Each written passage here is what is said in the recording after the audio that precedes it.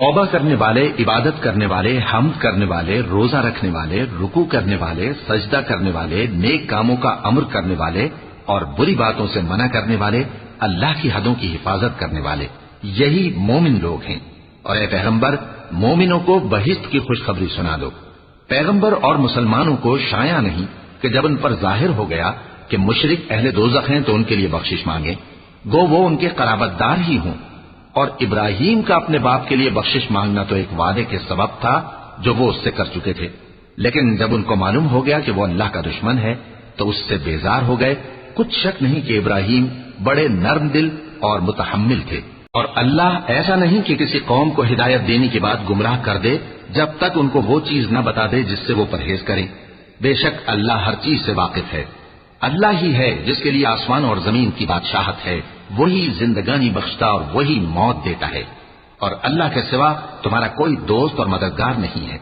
बेशक अल्लाह ने पैगंबर पर मेहरबानी की और मुहाजिरीन और अंसार पर, जो बावजूद इसके कि उनमें से बाजों के दिल फिर जाने को थे, मुश्किल की घड़ी में पैगंबर के साथ रहे। फिर अल्लाह ने उन पर मेहरबानी फरमाई। बेशक वो उन पर निहायत शफकत करने वाला है, बड़ा मेहरबान है।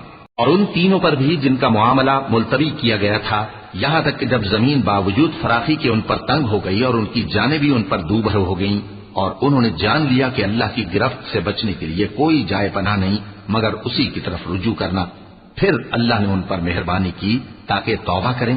बेशक अल्लाह तौबा कबूल करने वाला है, मेहरबान है। ए अहले ईमान, अल्लाह से डरते रहो और रास्तबाजों के साथ रहो।